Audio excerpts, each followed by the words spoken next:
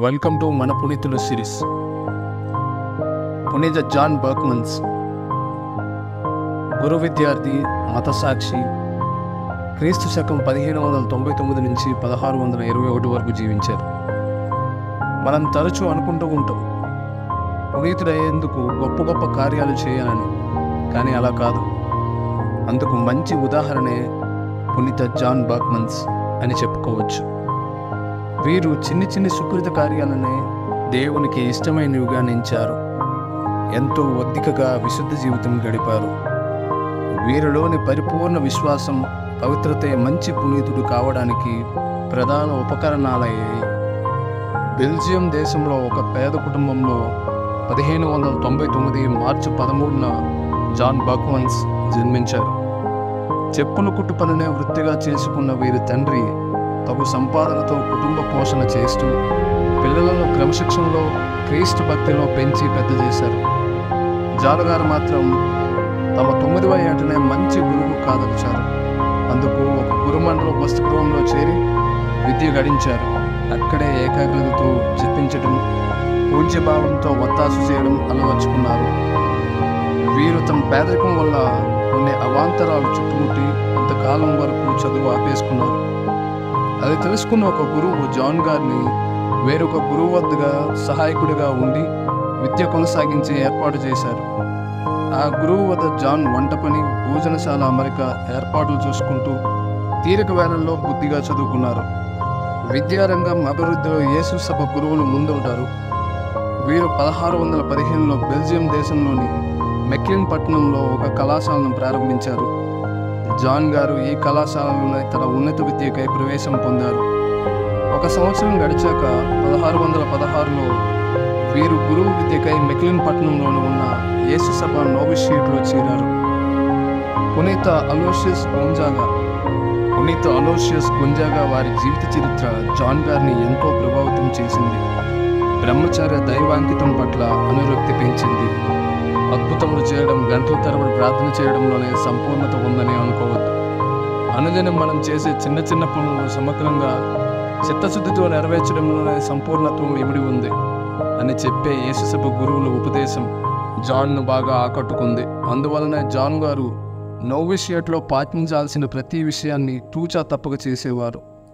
నిర్ణయింపబడిన ప్రతి చిన్ని కార్యాన్ని దేవుని చిత్తమని సంతోషంగా ఆదరించేవారు. ఈ విధంగా వ్యక్తిత్వ వికాస తర్ఫీదును విజయవంతంగా పొందారు. క్రీస్తు శకం 1616లో బర్క్మన్స్ గారి మాతృవియోగం సంభవించింది. అప్పటి విధానం, అనుమతులను అనుసరించి జాన్ గారి కన్నతండ్రి గారు కూడా మెక్లిన్ మేత్రాసనం గురు శిక్షణాలయంలో ప్రవేశం పొంది వేదాంత విద్యను పఠించి 1618లో గురువయ్యారు. వీరి ప్రథమ దివ్య బలి పూజ సాంగ్యంలో జాన్ గారు కూడా పాల్గొని ఆనందభరితుడయ్యాడు. తాను ఒకటి తలిస్తే దైవం ఒకటి తలుస్తాడన్నట్లు జాన్ గారి యొక్క తండ్రి గారు కేవలం 6 మాసాలు మాత్రమే గురువుగా విధులు నిర్వర్తించి అకస్మాత్తుగా పరమపదించారు. ఇదిలా ఉండగా 1618లో జాన్ గారు బ్రదర్గా ప్రథమ వ్రత దీక్షను స్వీకరించి మెక్లిన్లోనే తత్వశాస్త్ర విద్య ప్రారంభించారు. అయితే 3 వారాల తర్వాత ఇదే విద్యను రోమ్ నగరంలో కొనసాగింప జాన్ గారు పంపబడ్డారు. ఎవరి జీవిత చరిత్ర చదివి యేసు సభ గురువు కావాలని జాన్ గారు నిర్ణయించుకున్నారు. అట్టి అలోషియస్ గారి గదిని రోమన్ కళాశాలలో వీరికి కేటాయింపబడింది. 31 సంవత్సరాల క్రితం అలోషియస్ గారు ఆ గదిలో తిరిగాడారు, జీవించారన్న భావన జాన్ గారి హృదయాన్ని సంతోష సముద్రంలో వరలాడించింది. క్రీస్తు శకం 1621 మార్చి 19న జాన్ బర్క్మన్స్ గారు తత్వశాస్త్ర పరీక్షలో ప్రథముడిగా ఉత్తీర్ణుడయ్యారు. జాన్ గారి కుశాగ్ర బుద్ధిని, వాదనాపటిమను మెచ్చిన పెద్దలు సంపూర్ణ తత్వశాస్త్రంలో బహిరంగ చర్చకు సన్నద్ధుడు కావాల్సిందిగా కోరారు. ఇందుకు విధేయించి జాన్ గారు 3 నెలల పాటు రాత్రింబవళ్ళు శ్రమించారు. జూలై 8న తత్వశాస్త్ర విద్య బహిరంగ చర్చా వేదికపై పండితులు విసిరిన పలు సంక్లిష్ట ప్రశ్నలకు సులువుగా, సూత్రంగా సమాధానాలు చెప్పి శభాష్ అనిపించుకున్నారు. అయితే తీవ్ర ఒత్తిడి, కఠోర పరిశ్రమ వల్ల జాన్ గారిని నీరసం ఆవరించింది.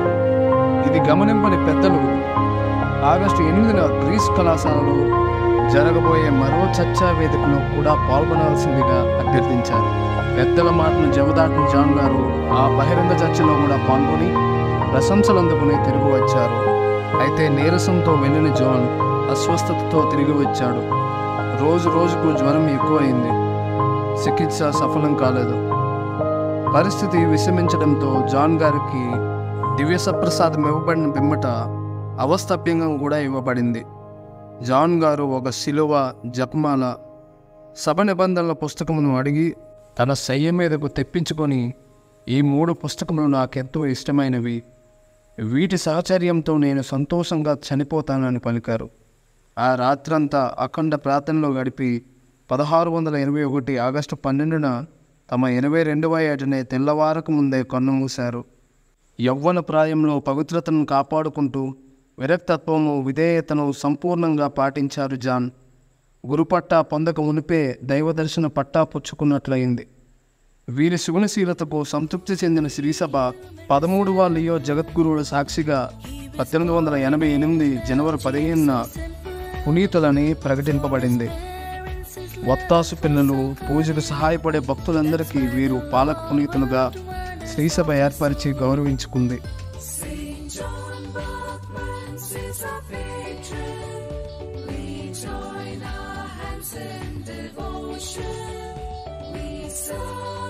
Love and dedication at the